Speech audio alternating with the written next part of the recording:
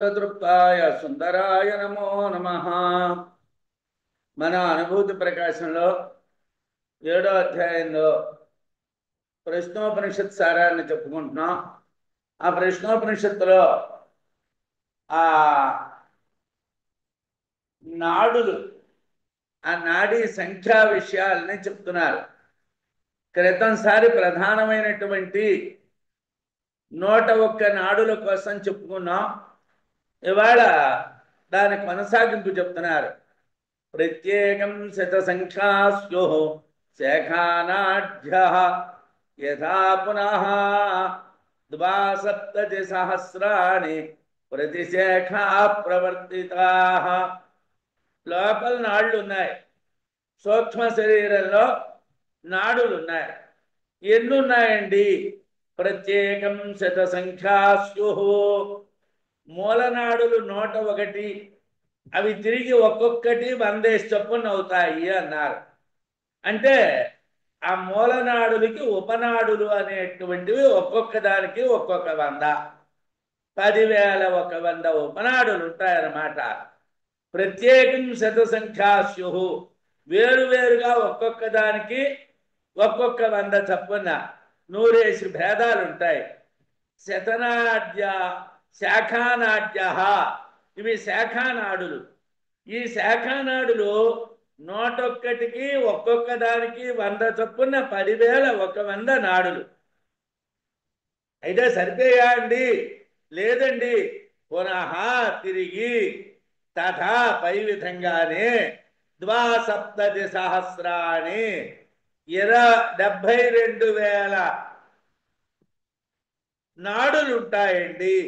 అంటే 10,100 నాడులకి మళ్ళీ ఒక్కొక్క దానికి 72,000, 72,000 చొప్పున ఒక్కొక్కటి 72,000 నాడులుగా భేదం కలిగి ప్రతి శాఖాస్యుః, ఒక్కొక్క శాఖగా ప్రకీర్తితాః చెప్పబడ్డాయి.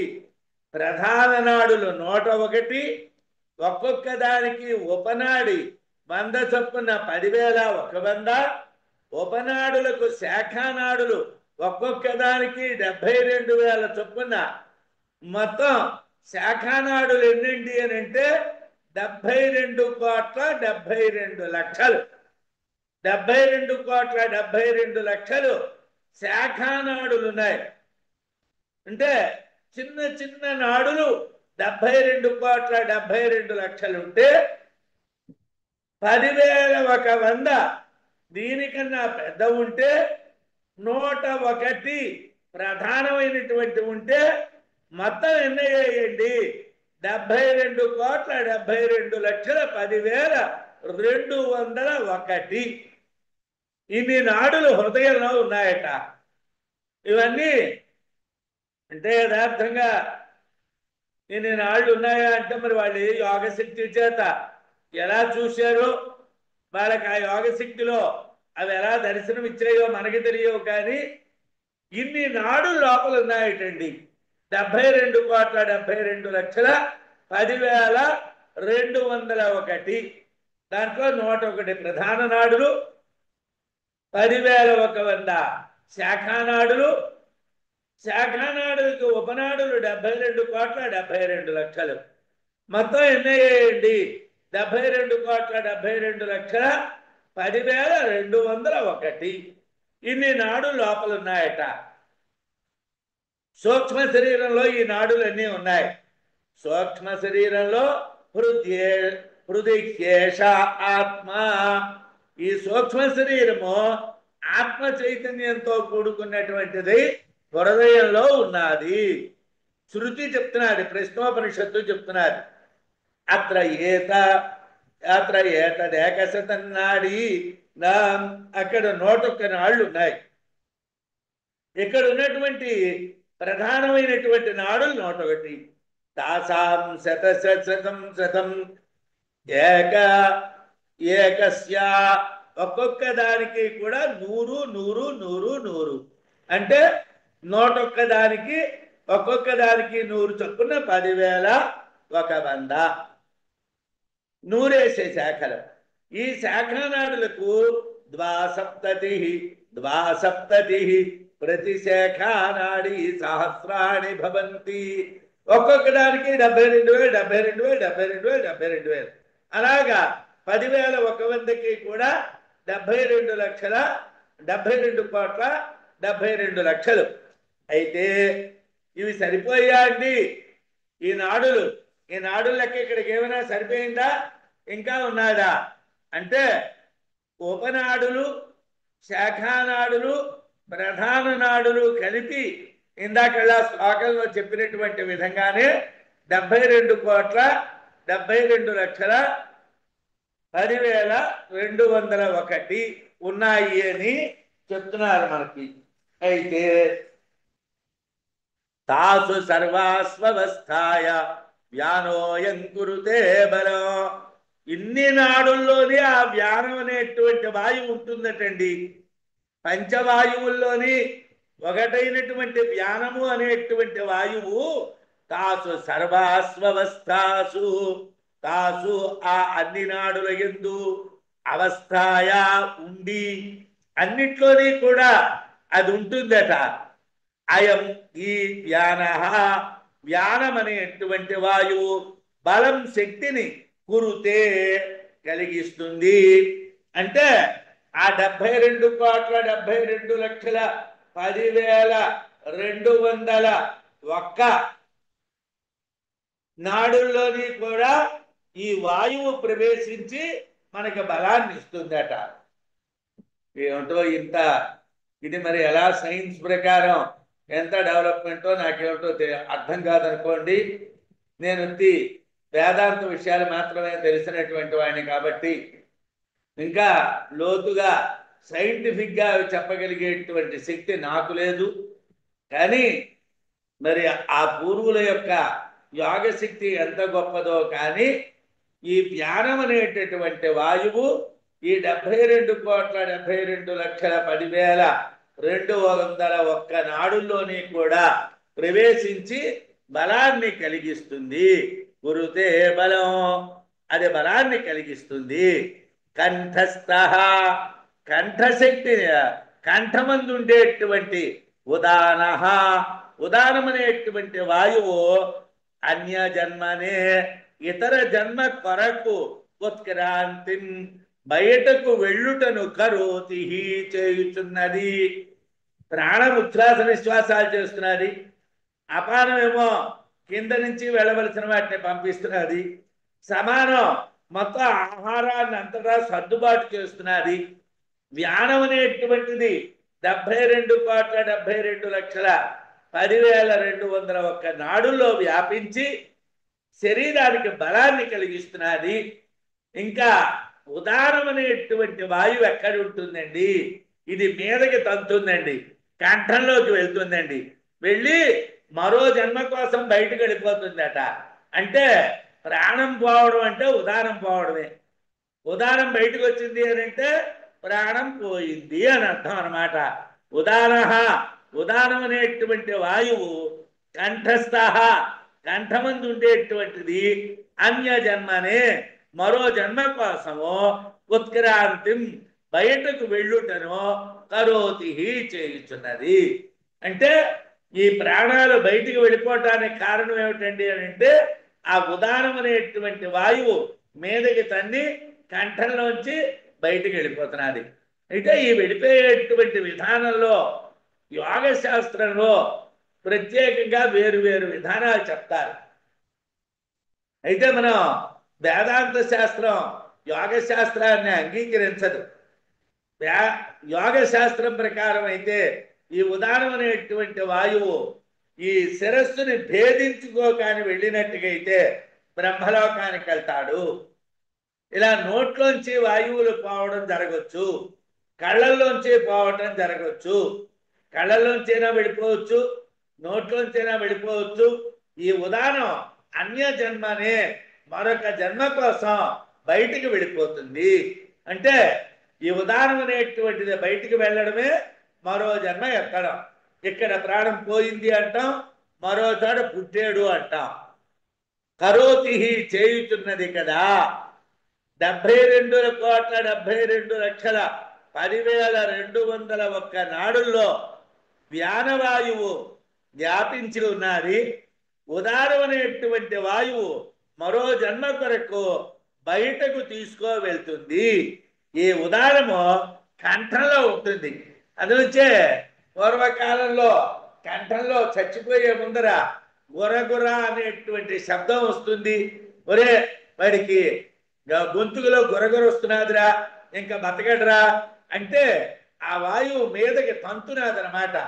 ఆ వాయువు మీదకి తంతు ఉన్నప్పుడు ఆ శబ్దం వచ్చింది, అది బయటికి వెళ్ళిపోయింది, వాడి ప్రాణం పోయింది. ఆ పూర్వం అనేవాళ్ళు, అంటే అప్పుడు వైద్య శాస్త్రం బాగా అభివృద్ధి చెందలేదనుకుంటాను, బాగా తెలియదు కాబట్టి అప్పటి కాలం వాళ్ళు ఏమనుకునేవాళ్ళు అంటే వాయువులు బయటకు వెళ్ళిపోవడం అంటే ఇక్కడ శబ్దం రావడం. అదే యోగశాస్త్రంలో చెప్పారు. యోగశాస్త్రంలో కంఠం నుండి ఉదానం అనేటువంటి వాయువు బయటికి వెళ్తుంది. ఆ వెళ్ళడమే మరో జన్మ కోసం వెళ్తుంది అని చెప్పారు. ఇది కంఠంలో ఉంటుందన్నారు. వా తాసు జ్ఞానశ్చరతి. ఆ 72,72,10,201 నాడుల్లోని కూడా వ్యానం అనేటువంటి వాయువు సంచరిస్తుంది. అధైకయోర్ధ్వ ఉదాన పుణ్యేన పుణ్యంలో కన్నయతి పాపేన పాపం ఉభాభ్యామేవ మనుష్యలోకం అని ప్రశ్నోపనిషత్తులో మంత్రం. అయితే ఎక్కడికి పట్టుకో వెళ్తుందండి అంటే మనకి ఈ శ్లోకంలో కన్నా శృతిలో ఏం చెప్తున్నారండి? అధ ఏకయోర్ధ్వ ఉదాన. ఆ ఉదానం అనేటువంటిది మీదకి తన్నింది. తన్ని ఎక్కడికి వెళ్తున్నాదండి? పుణ్యేన పుణ్యంలోకం. పుణ్యకర్మలు చేసినటువంటి వాడైతే ఆ జీవుడు వాడిని స్వర్గాది పుణ్యలోకాలకి పట్టుకో వెళ్తుందట. వాడికి దేవతా రూపాలు మొదలైనటువంటి పుణ్యమైనటువంటి శరీరాలని ఇస్తుందట ఆ ఉదానం అనేటువంటి వాయువు. అయితే ఒకవేళ పాపేన పాపం, పాపాలు కానీ చేసినటువంటి వాడైతే పాపలోకాల్లోకి వెళ్తాట. దీనికి శంకర భగవత్పాదులు వారు వ్యాఖ్యానం రాస్తున్నప్పుడు శృతి విహితమైనటువంటి కర్మలు చేసినటువంటి వాళ్ళు పుణ్యలోకాలకు వెళ్తారు, శృతి విరుద్ధమైనటువంటి కర్మలు చేసినటువంటి వాళ్ళు పాపలోకాలకు వెళ్తారు అని రాశారు. పుణ్యలోకాలు అంటే స్వర్గాది లోకాలు, పాపలోకాలు అంటే నరకాది లోకాలు.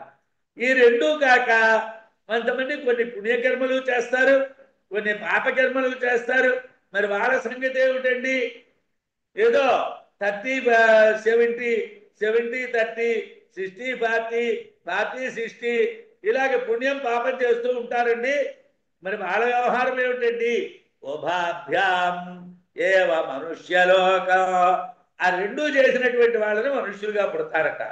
మనం రెండూ చేసిన వాళ్ళు అంటే వాళ్ళ బాగున్న రోజునాడు నా అంత గొప్పవాడు లేడు అని అనుకుంటాం. ఏదో చిన్న ఇబ్బంది వచ్చింది అనుకోండి, ఏ కర్మంరా ఈ యాతలను పడలేక చస్తున్నానంటాం. అంటే మనం రెండూ చేసాం, పుణ్యకర్మలు చేసాం, పాపకర్మలు చేసాం. పుణ్యకర్మలు చేయడం వల్ల అప్పుడప్పుడు మంచి మంచి ఫలితాలు వస్తూ ఉంటాయి. ఎవరో సన్మానం చేశారనుకోండి, అది పుణ్యం అని అనుకోకండి. పుణ్యం అంటే సన్మానాలు కాదు, లేకపోతే పుణ్యం అంటే శాలువులు కప్పడం కాదు. లోకంలో శాలువులు కప్పడం అనేటువంటిది ఒక పాపం. ఎవరినైనా మనుష్యుల్ని ఎవరైనా కీర్తించారు అని అంటే వాళ్ళ పుణ్యాన్ని పట్టుకుపోతున్నారు అన్నమాట. అంటే మన ఎవరైనా పొగిడారు అనుకోండి, రామసుబ్బారావు గారు మీ అంతటి వాళ్ళు లేరని, ఏదో నేను ఇవాళ చేసినటువంటి అనుష్ఠాన ఫలాన్ని వాడు పట్టుకుపోయాడు అనమాట. వాడు మోసుగా వెళ్ళిపోయాడు ఆ పుణ్యం. నాకేం మిగిలిందిరా? తిట్లు మిగిలే, మరేం మిగలవు. కాబట్టి మన ఎవరైనా కీర్తించారు అని అంటే మనం అది పుణ్యం అనుకోకూడదు. మన ఎవరైనా నిందించారు అంటే అది పుణ్యం. ఎందుకంటే మన పాపాన్ని వాడు పట్టుకుపోయాడు. హాయిగా మిగిలిన పుణ్యంతో మనం బతకొచ్చు. కాబట్టి పుణ్యం అనేటువంటిది స్వర్గాది కారణమైనటువంటి కర్మల్ని పుణ్యకర్మలు అంటారు. సాధారణంగా మనకి షడ్విధమైనటువంటి కర్మలు చెప్పారు, శృతి విహితమైనటువంటి కర్మలు. ఏమిటండి అని అంటే సంధ్యావందనం చేయడం, బ్రహ్మయజ్ఞం చేయటం, అలాగే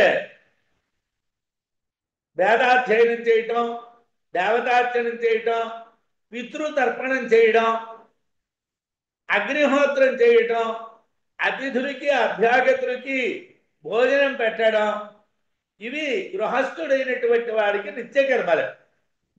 ఇవి కాకుండా యజ్ఞయాగాది కర్మల్ని చెప్పారు. ఇష్టులు అంటారు, ఇష్టకర్మలు. యజ్ఞయాగాది కర్మలు చేయమన్నారు. అవి కాకుండా పూర్త కర్మలు చేయమన్నారు.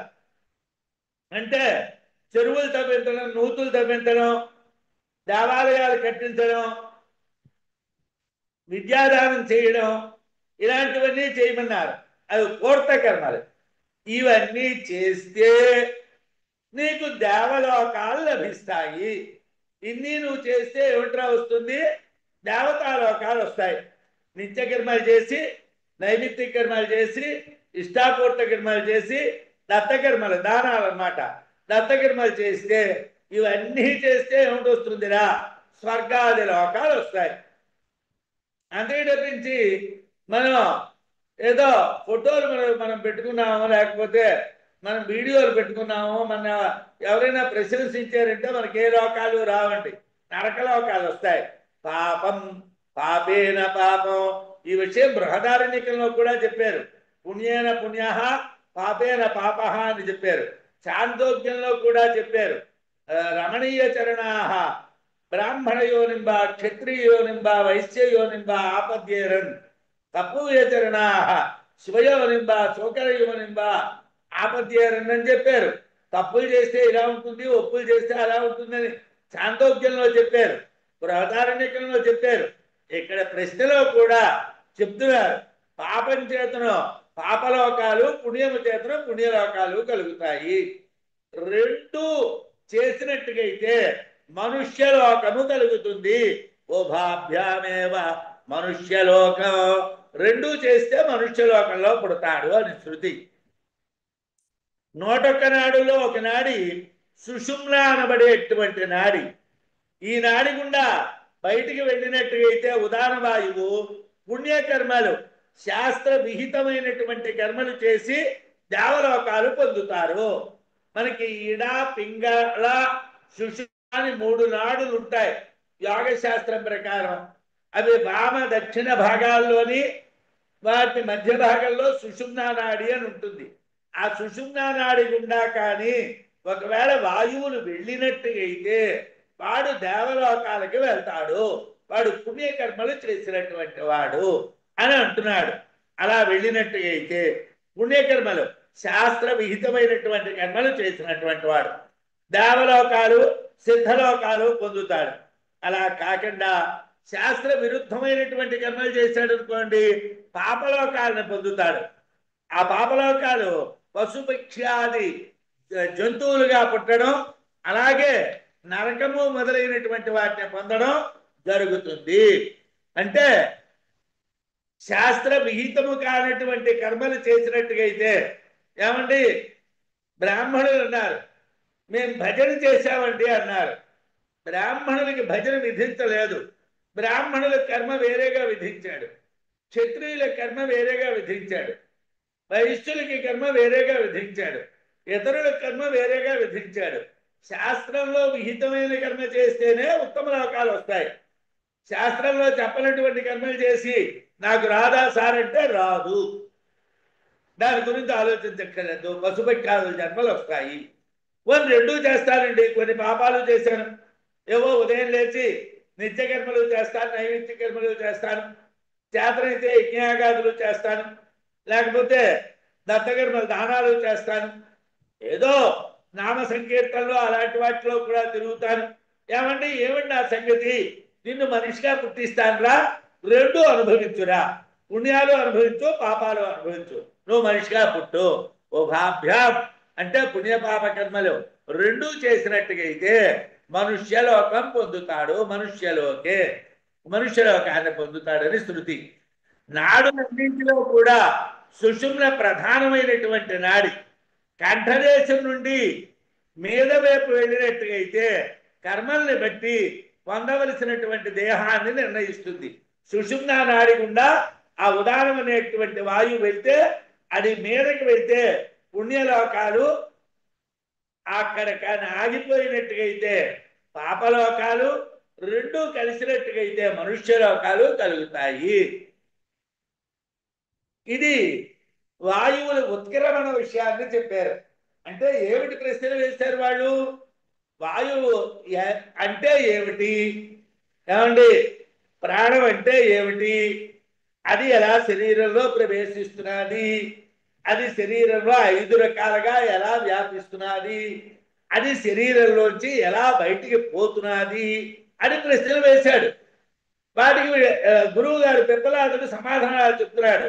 ఆత్మే వాయువు, ఆ ప్రాణం అనేటువంటిది ఉచ్ఛ్వాస నిశ్వాసాలు, అపానం అనేటువంటిది మలమూత్ర విసర్జనాలు, సమానం అనేటువంటిది ఆహారాన్ని పంచుతుంది, వ్యానం అనేటువంటిది 72,72,10,201 నాడులలో తిరుగుతూ ఉంటుంది, ఉదానం అనేటువంటిది మన బయటికి పంపించేస్తుంది. 5 చెప్పేశాడు. ఏమంటే బయటకు వెళ్ళిపోవడం కూడా చెప్పేశాం. ఇప్పుడు ఇంకా 2 ప్రశ్నలు ఉన్నాయి సార్. ఏమిటా 2 ప్రశ్నలేనండి? ఆది భౌతిక ఆది దైవికాల్లో ఎలా ఉంటుంది? బహిహి వాయువు అది భౌతికంలోని ఆది దైవికంలోని ఎలా ఉంటుంది? దీనికి సమాధానం చెప్పమన్నాం. ఆధ్యాత్మికంలో ఎలా ఉంటుంది? దీనికి సమాధానం చెప్పమన్నాం. కాబట్టి ఇప్పుడు ఆ రెండింటికి సమాధానం చెప్తున్నాడు. విభజ్య పంచధాత్మానం ఏవం దేహే వ్యవస్థితః ఉదాన వాయునా ఉత్క్రాంతిరుక్త బహిరథోచ్యతే. ఇప్పటి వరకు మీకు వాయువులు 5 రకాలుగా శరీరంలో ఎలా ఉంటాయో చెప్పానండి. ఆత్మానం ప్రాణవాయువు తనను పంచధ 5 విధములుగా విభజ్య ముక్కలు చేసుకొని విభజించుకొని ఏవం నేను మీదని చెప్పినటువంటి విధంగా దేహే శరీరమునందు వ్యవస్థిత ఉన్నది. ప్రాణాపాన వ్యాన ఉదాన సమానాల రూపంలో శరీరంలో ఉన్నది. 5 రకాలుగా ముక్కలు చేసుకో, 5 రకాలుగా శరీరంలో ఉన్నది. ఓకే, టిక్కు పెట్టేసామండి. ఉదాన వాయున, ఉదాన వాయువు చేత ఉత్క్రాంతి మరణం చెప్పబడినది. నువ్వు ఎలా చచ్చిపోతావురా? ప్రాణవాయువు పోయింది అన్నావు, ప్రాణం పోయింది, ప్రాణం పోయింది, ప్రాణం పోయింది. డాక్టర్ గారిని పిలిచాం. డాక్టర్ గారు అయిపోయింది సార్ అన్నారు. అంటే పూర్వకాలంలో డాక్టర్లు చెప్పక్కర్లేదు, పెద్దవాళ్ళు ఉండేవాళ్ళు. అయిపోయిందిరా, తీసేయండిరా అనేవాడు. అంటే ఏమిటి? ఆ ప్రాణ ఉదాహరణ అనేటువంటిది బయట కొడిపోయింది. ఆ బయట కొడిపోయింది కాబట్టి ప్రాణం పోయింది. ఉత్క్రాంతి కూడా చెప్పాము, ముక్త చెప్పబడినది. ఇంకేముండిపోయిందండి? బహిహి ఆది భౌతిక ఆది దైవికములందు ప్రాణము వ్యాపించేటువంటి విధానము అధ ఉచ్యతే. ఇంకా చెప్తామండి. ఇంకా ఆది భౌతికంలో ఎలా ఉంటుంది, ఆది దైవికంలో ఎలా ఉంటుందో చెప్తాం. ఏమిటండి అది చెప్పబడ్డాం. వాయువు తన్ను తాను 5 విధములుగా విభజించుకోవటం చెప్పాం. అలాగే శరీరంలో అది వ్యాపించి ఉండడాన్ని చెప్పాం.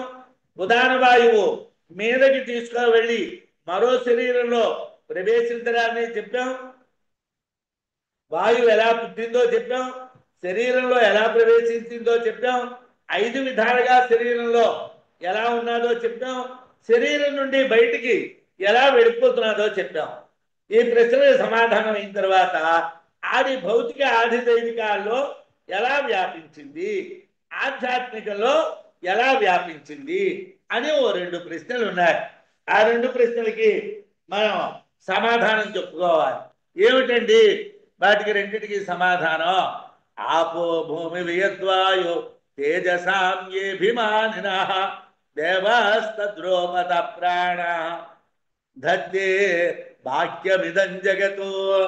ఏమండి ఏమిటి అసలు వాక్యం అంటే ఏంటండి? పంచభూతాలు, వాటిని భౌతికం అంటాం. పంచభూతాలకి పృథివీ తేజో వాయు ఆకాశాలు పంచభూతాలు. వాటికి ఆధిదైవికాలు ఏమిటండి?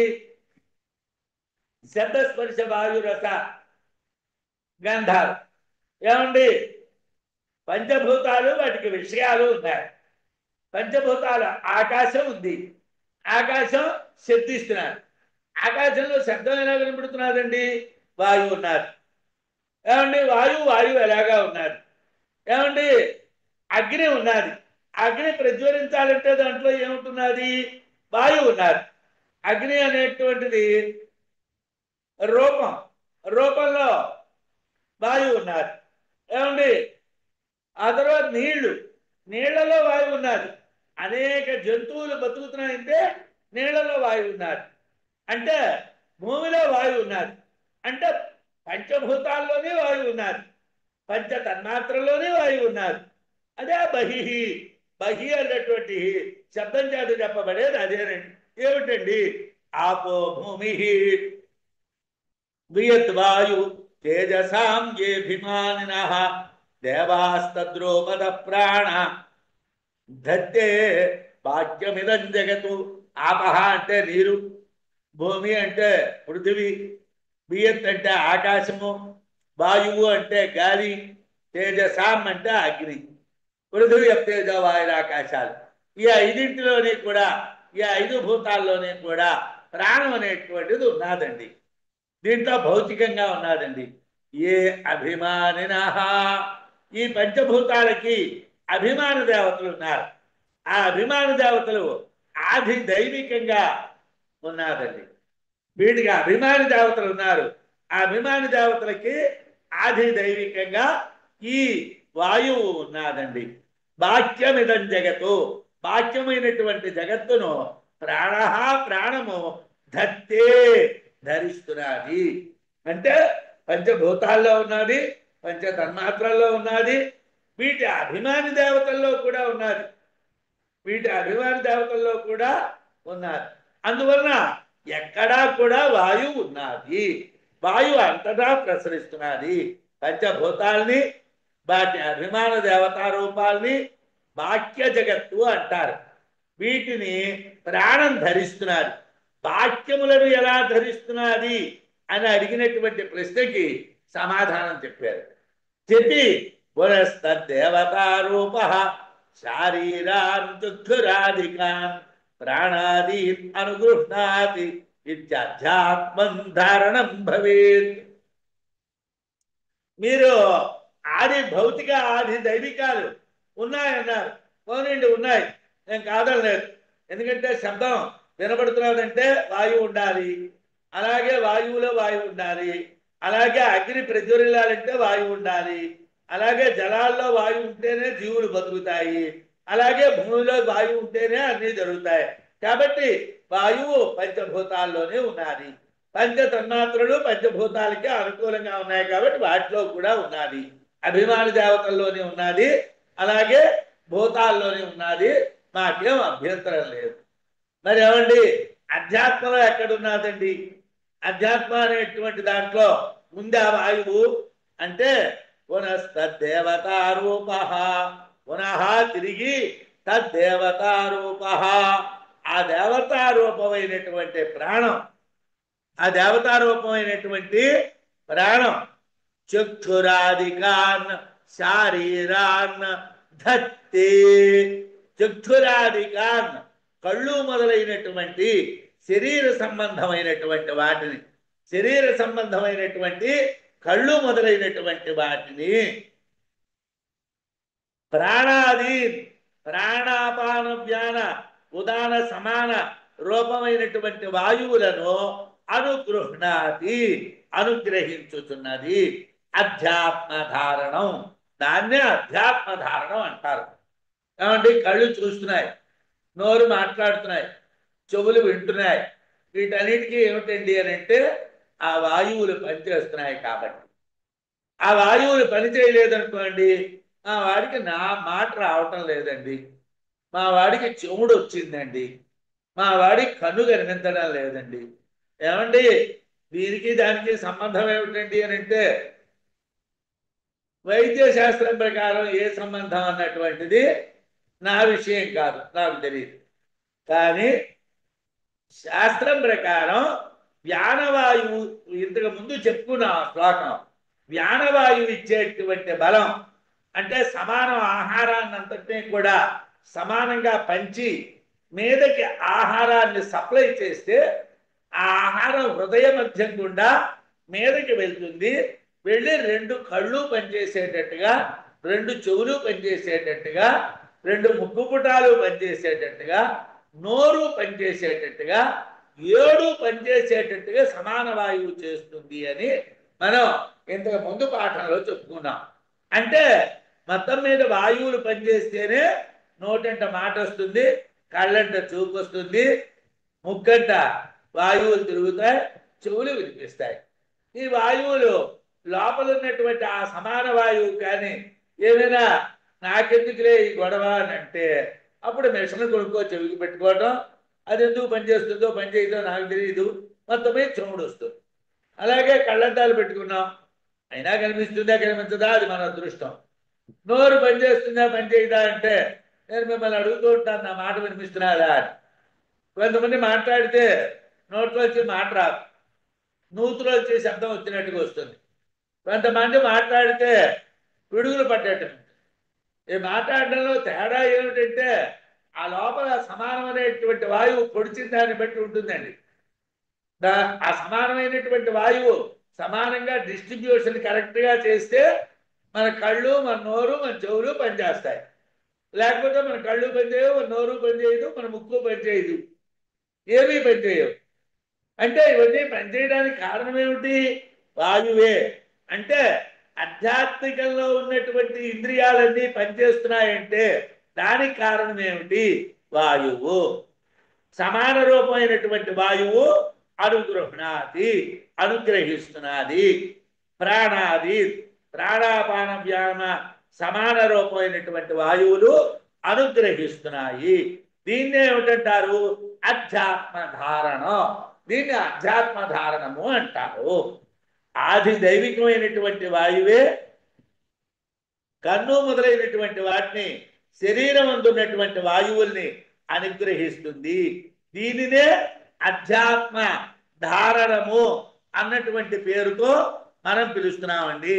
అంటే ఈ శరీరంలో వాయువులు లేకపోతే, ఎక్కడికి వెళ్ళవలసిన వాయువులు అక్కడికి కరెక్ట్గా వెళ్ళకపోతే ఏ ప్రాబ్లమ్స్ వస్తూ ఉంటాయి. అయితే రవే అనుగ్రహ చక్షురస్తి తద్వత్పరేష్వపి అపానాదిషు భూమ్యాదే ఉపకారోస్తి శాస్త్రతః.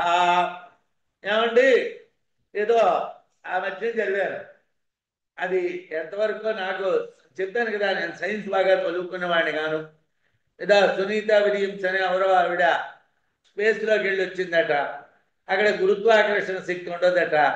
వాళ్ళు భూమి మీదకి రావగానే నడవగలగడం కానీ, లేకపోతే ఇక్కడ వాతావరణానికి అలవాటు పడడానికి కానీ, మళ్ళీ కొన్నాళ్ళు ఆ క్లినికల్గా ఎక్కడో ఉంచి వాళ్ళని మళ్ళీ సెట్ చేయాలట విన్నాను. అంటే ఏమిటండి, ఇక్కడ అయితే గురుత్వాకర్షణ శక్తి ఉన్నారు, భూమి ఆకర్షించేటువంటి శక్తి ఇక్కడ ఉన్నారు.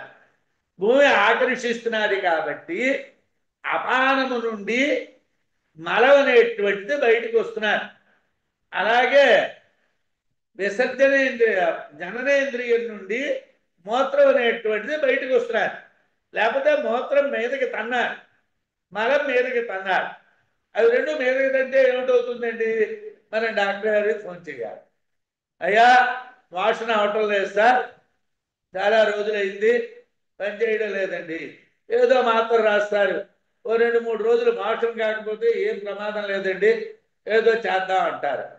ఇంకోటి కానీ జననేంద్రియం నుంచి వచ్చేటువంటి మూత్రం కానీ ఆగిపోయింది అనుకోండి, వెంటనే మీరు హాస్పిటల్లో జాయిన్ అవ్వండి, డాక్టర్తో మాట్లాడండి అంటారు. ఏమిటి కారణం? చాలా ప్రాబ్లమేటిక్, అది చాలా సమస్యాత్మకమైనటువంటిది. అవి కిందకి రావాలి అంటే ఏ శక్తి కావాలి? భూమికి ఉండేటువంటి ఆకర్షణ శక్తి కావాలి. అపానవాయువుని ఏదండి నడిపిస్తున్నది? భూమికి ఉండేటువంటి గురుత్వాకర్షణ శక్తి.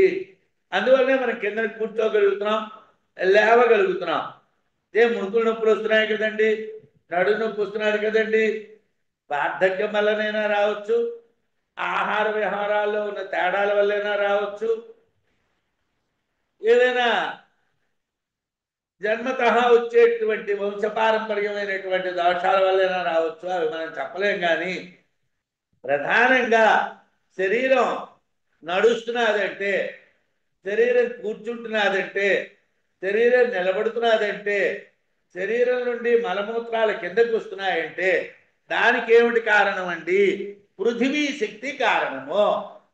పృథివీ శక్తి కారణం. అయితే ఏమండి కళ్ళు చూస్తున్నాయి అంటే దీనికి ఏమిటి కారణం అండి? ఆదిత్యుని యొక్క శక్తి కారణము. చక్షుషి కళ్ళయందు రవే సూర్యుని యొక్క అనుగ్రహము అస్తి ఉన్నది. కళ్ళల్లో సూర్యుని యొక్క అనుగ్రహం ఉన్నది కాబట్టి కళ్ళు మనకి కనిపిస్తున్నాయి. కళ్ళు కనిపించాలంటే ఏమిటి ఉండాలి? సూర్యుని యొక్క అనుగ్రహం ఉండాలి. మరి రెండోది ఏమిటండి? తద్వత్ అదే విధంగా పరేషు ఇతరములైనటువంటి అపానాదిషు అపానము మొదలైనటువంటి వాటి యందు భూమ్యాదే భూమి మొదలైనటువంటి వాటి యొక్క ఉపకార సహకారము శాస్త్రతః శాస్త్రబద్ధముగా అస్తి ఉన్నది. అంటే కళ్ళు పని చేయటానికి సూర్యుడు అనుగ్రహించినట్టుగా అపానము వాయువు పనిచేయడానికి భూమి అనుగ్రహించినట్టుగా చెవులు పనిచేయాలంటే దిక్కులు అనుగ్రహించాలి. ఏమండి వీటికి ఒక్కొక్క ఇంద్రియానికి మాట రావాలంటే అగ్ని అనుగ్రహించాలి. ఏమండి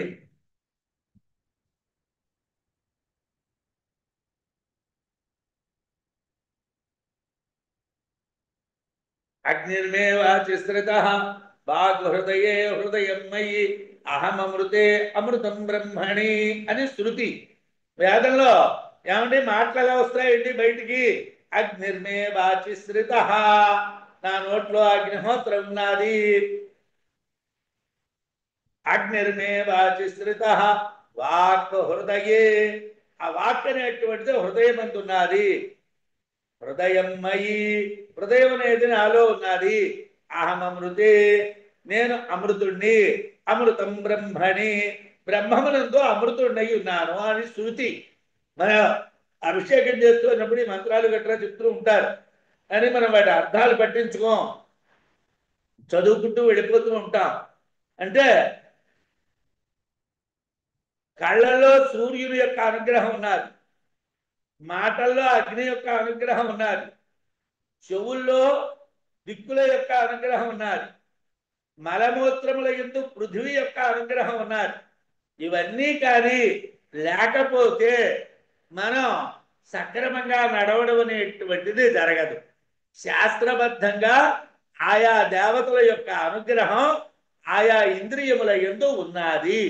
కళ్ళ యందు సూర్యుని యొక్క అనుగ్రహం, అలాగే ఇతరమైనటువంటి అపానము మొదలైనటువంటి వాటి యందు భూమి మొదలైనటువంటి వాటి యొక్క అనుగ్రహం ఉన్నది.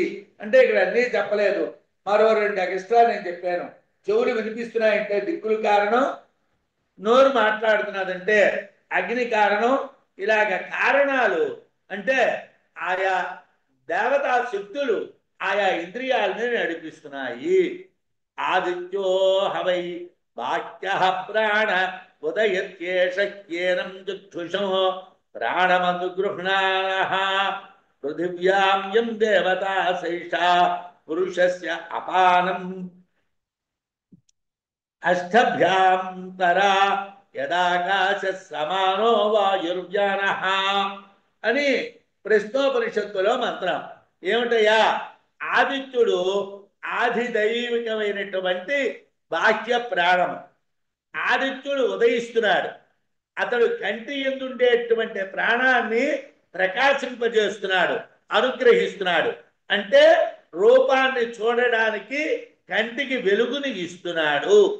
అదేవిధంగా పృథివీ యందు ప్రసిద్ధమైనటువంటి అభిమాని దేవత మనుష్యుని యొక్క అపాన వృత్తిని అధిష్ఠించి ఉంటే వశంలో ఉంచుకొని కిందకు మాత్రమే లాగడం ద్వారా అనుగ్రహిస్తున్నది.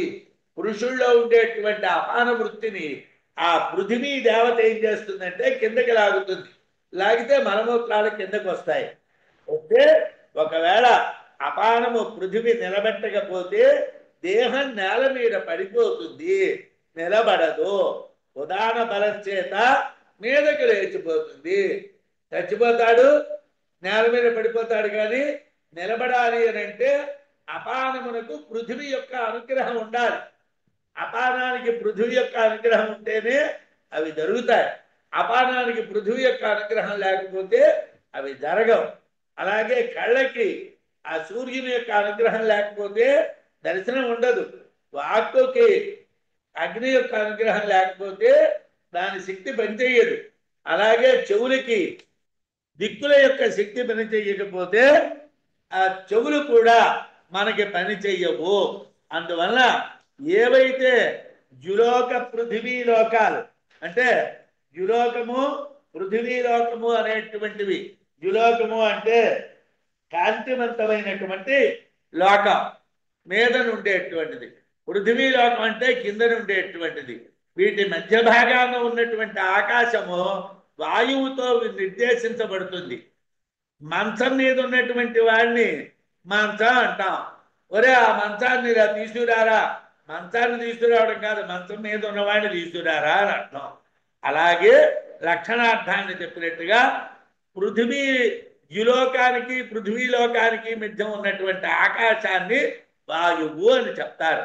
ఆ వాయువు అధ్యాత్మ యందు సమాన వృత్తిని అనుగ్రహిస్తూ ఉన్నటువంటిదై ఉంటుంది.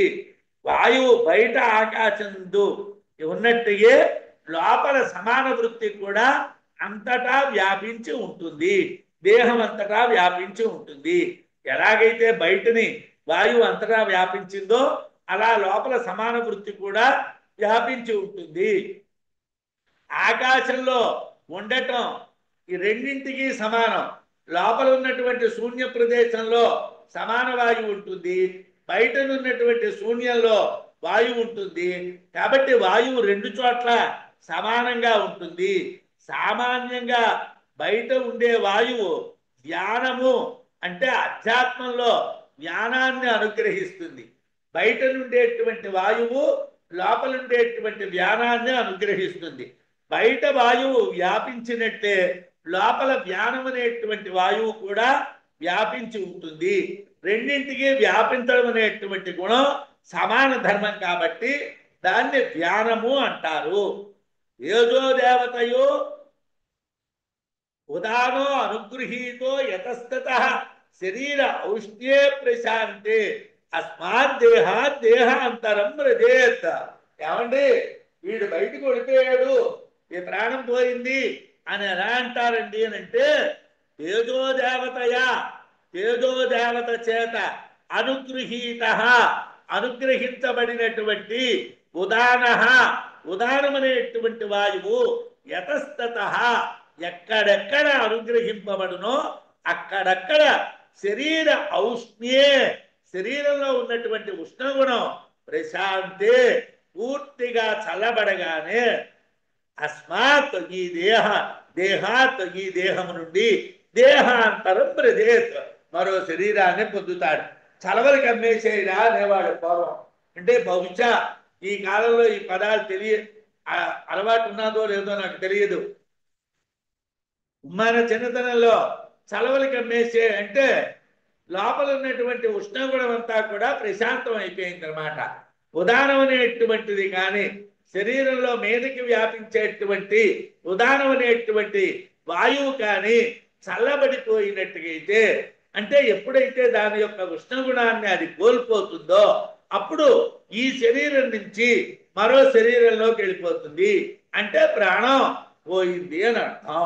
వాడు మరో శరీరం కోసం వెళ్ళిపోయాడు అని అర్థం అని చెప్తున్నారన్నమాట. అయితే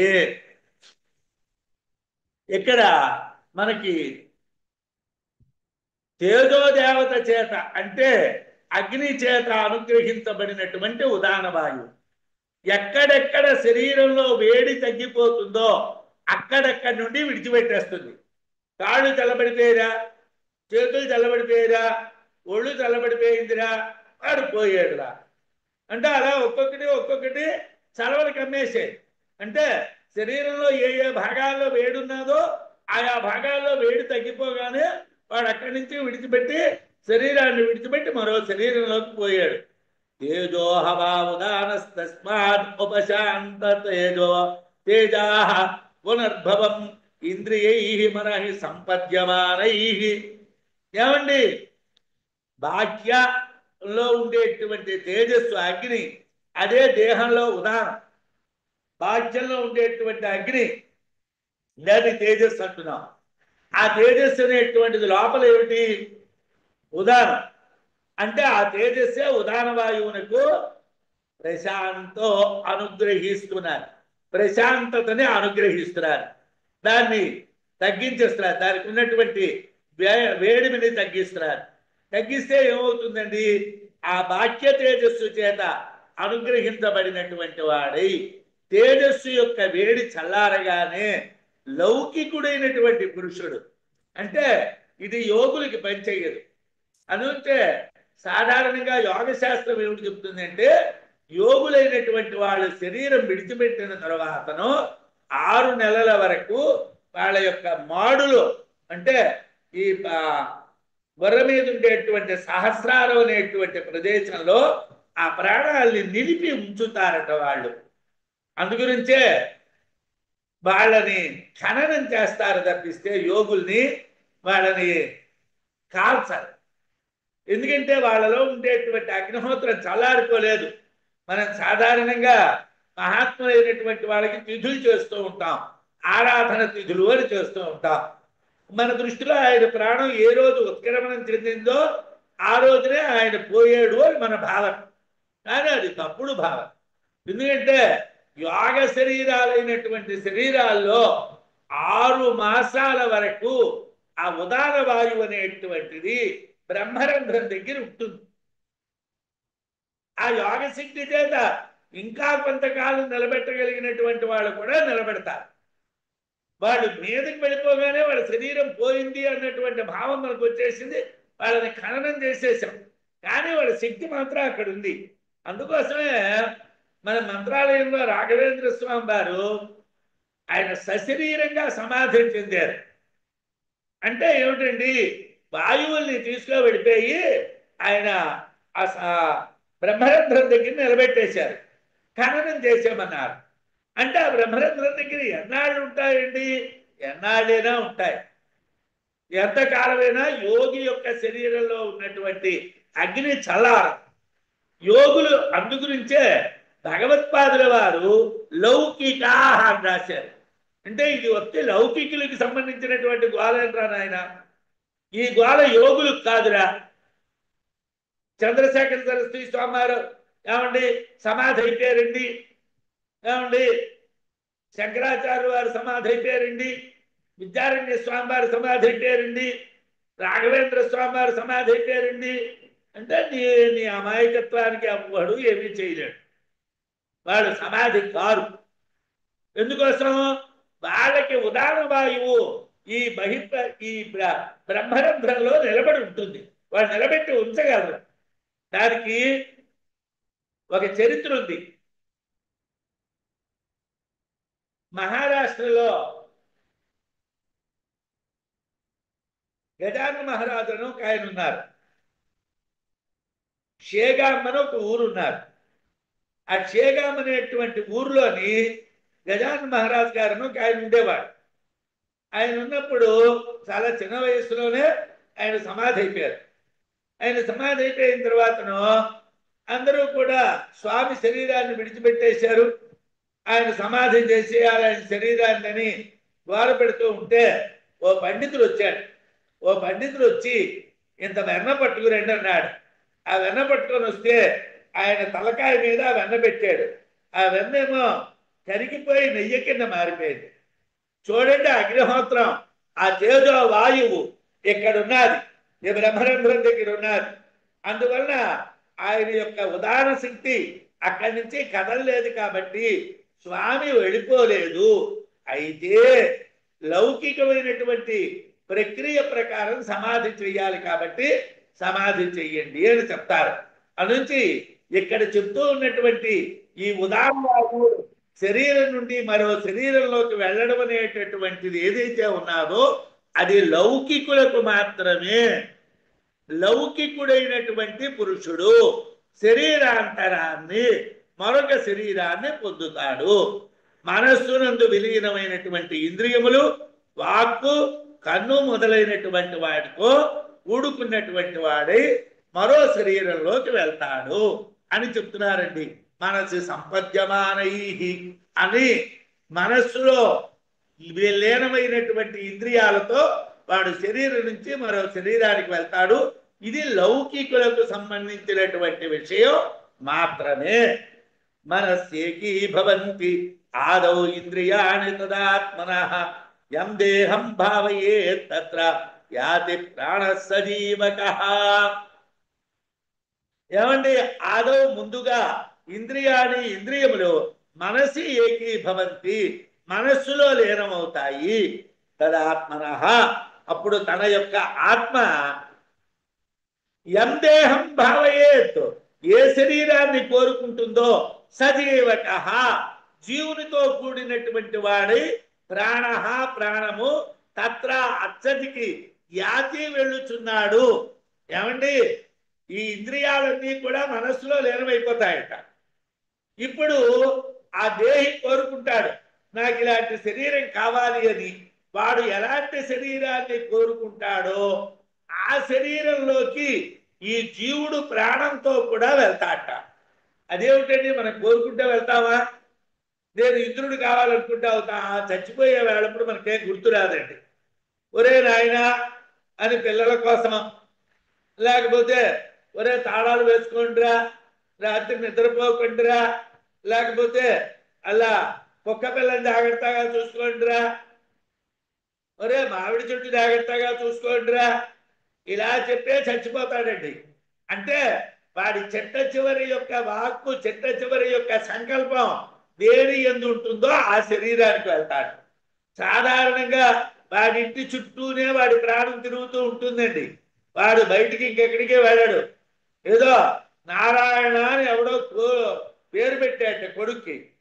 చిట్ట చివరి కాలంలో నారాయణ అని పిలిస్తే మోక్షం వచ్చేస్తుంది కదా అనుకున్నట్ట. అయితే వాడి నోటింటి ఏమిటి వచ్చిందట? నారా అని వచ్చి ఆగిపోయిందట. నారా అంటే జనుము గట్రా చూడండి తీస్తారు, దాన్ని నార అంటారు. వాడు జడమైనటువంటి వృక్షంగా పుట్టవలసి వచ్చింది. ఎందుకోసం అండి? ఆ మిగతా రెండు ముక్కలు నోటింటి రాలే, నారతో ఆగిపోయింది. మన ఎమ్మ దేహం ఏ రకమైనటువంటి దేహాన్ని భావయేత్ భావిస్తామో, కోరుకుంటామని కాదు భావిస్తామో, సజీవకః జీవునితో కూడుకున్నటువంటి వాడి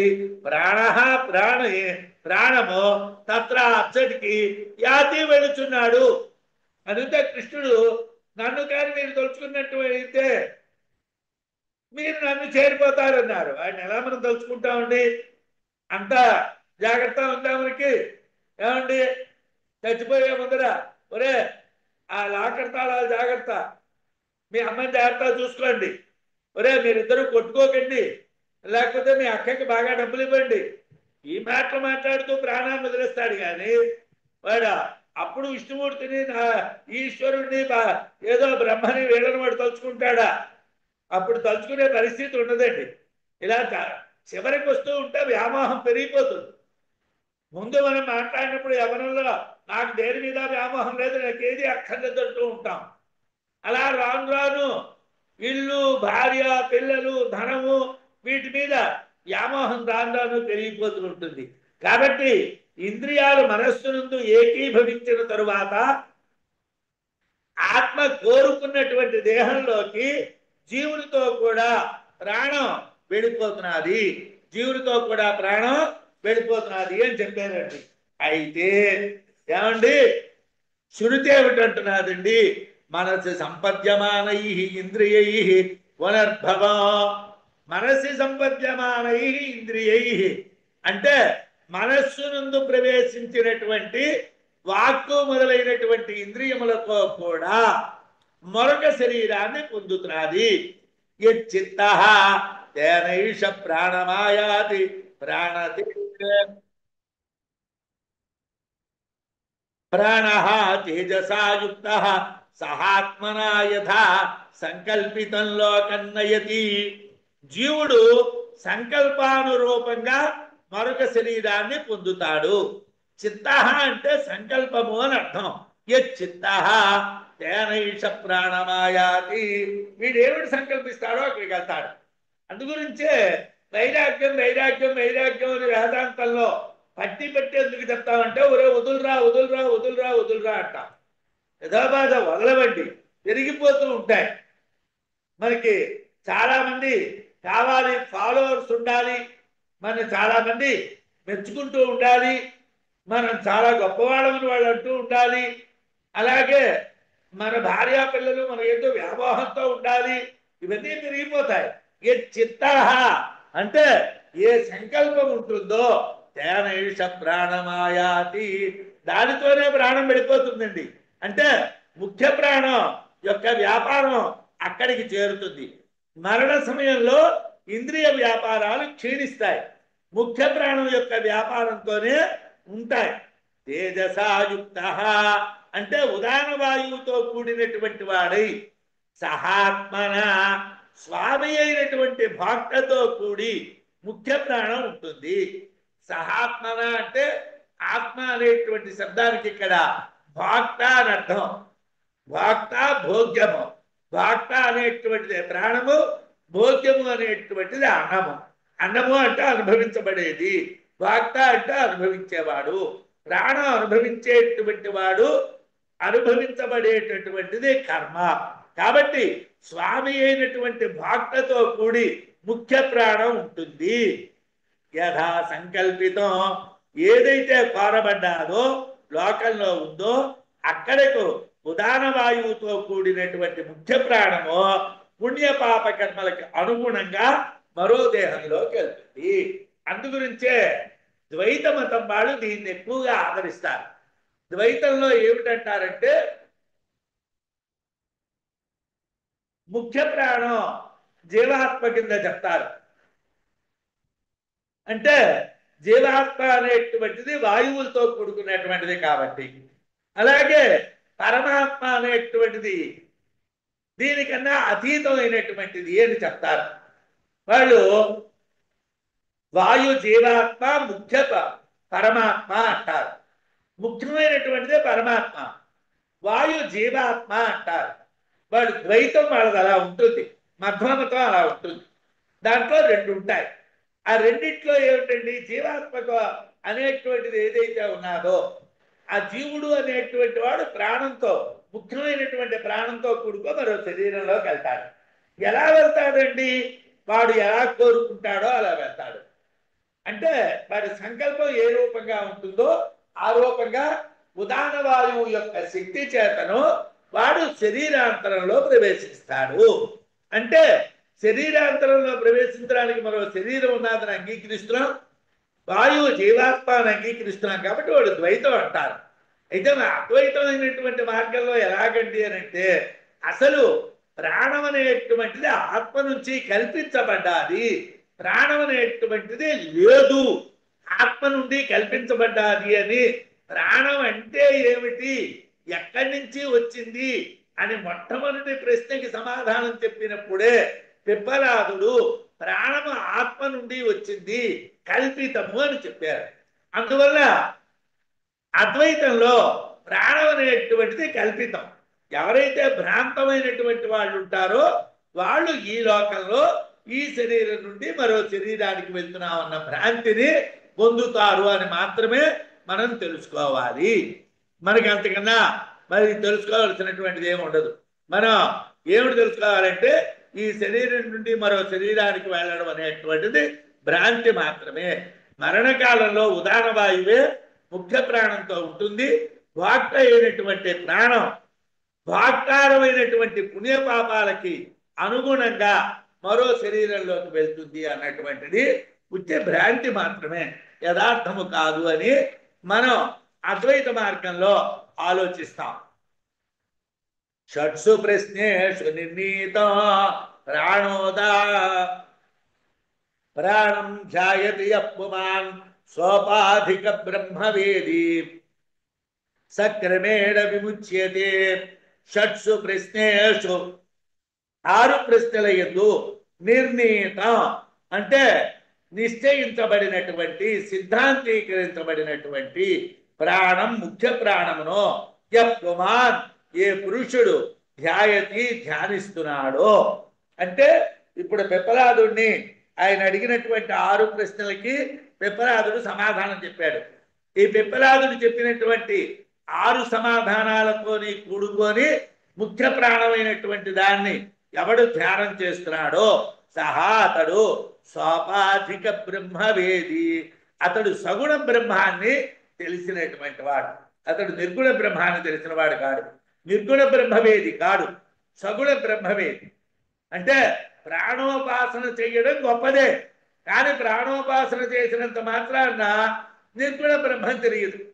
అంటే ఇప్పుడు లోకంలో ఏం చేస్తూ ఉంటాం మనం, సాధారణంగా ఆసనాలు వేస్తూ ఉండడం, అలాగే ఆ వాయువుల్ని పీలుస్తూ ఉండడం, ఆ వాయువుల్ని విడిచిపెడుతూ ఉండడం, ఇదంతా యోగ శాస్త్రంలో ఉన్నటువంటి విషయం. ఆ యోగ శాస్త్రంలో ఉన్నటువంటి విషయం అంతా ఎందుకు పనికొస్తుందండి అంటే సగుణ బ్రహ్మాన్ని తెలియడానికి పనికొస్తుంది. స్వాపాధిక బ్రహ్మవేది, అతడు సగుణ బ్రహ్మాన్ని తెలిసినటువంటి వాడై క్రమేణ క్రమక్రమంగా విముచ్యతే ముక్తిని పొందుతాడు. వాడికి డైరెక్ట్గా మోక్షం లేదండి, సద్యో మోక్షం లేదండి. వాడికి ఎలా మోక్షం వస్తుందంటే క్రమముక్తి మాత్రమే వస్తుంది. అంటే వాడు కొంత కొంత కొంత కొంత కొంత కొంత అడుగు వేసుకుంటూ వెళ్ళాలండి అన్నాడు. అశ్వలుని పుత్రుడైనటువంటి కౌశల్యుడు 6 ప్రశ్నలు అడిగాడు. పిప్పలాదుడు 6 ప్రశ్నలకి సమాధానం చెప్పాడు. ఎవడు ముఖ్య ప్రాణాన్ని ధ్యానిస్తాడో అతడు సగుణ బ్రహ్మమును తెలిసినటువంటి వాడే క్రమముక్తిని పొందుతాడు అని చెప్పాడు. ఏవం విద్వాన్ ప్రాణం వేద సహాస్య ప్రజాకీయతే నహాస్య ప్రజాకీయతే అమృతో భవతి తదేష శ్లోక అని శృతి. ఎవడైతే ముఖ్య ప్రాణాన్ని తెలిసినటువంటి వాడో అంటే ప్రాణోపాసన చేసేటువంటి వాడో ఆ విద్వాంసునికి సంతానము విచ్ఛిన్నము కాదు. ఆ విద్వాంసుడైనటువంటి వాడికి సంతానం శాశ్వతంగా ఉంటుంది. అతడు అమృతో భవతి, వాడు అమృతుడై ఉంటాడు. ప్రాణ సాయుజ్యతయా అమరణ ధర్మా భవతి, ప్రాణంతో వాడు కలిసిపోతున్నాడు కాబట్టి వాడికి మృత్యువు లేదు. ప్రాణము యొక్క సాయుధ్యాన్ని పొందుతున్నాడు కాబట్టి వాడికి వినాశం లేదు అని చెప్తున్నాము. ఉత్పత్తి ఆయతి స్థానం విభుత్వం చైవ పంచథ అధ్యాత్మం చైవ ప్రాణస్య విజ్ఞాయ అమృతమస్నుతే, విజ్ఞాయ అమృతమస్నుతే అని ప్రశ్నోపనిషత్తులో 3వ ప్రశ్నకి సమాధానాన్ని పూర్తి చేస్తున్నారు.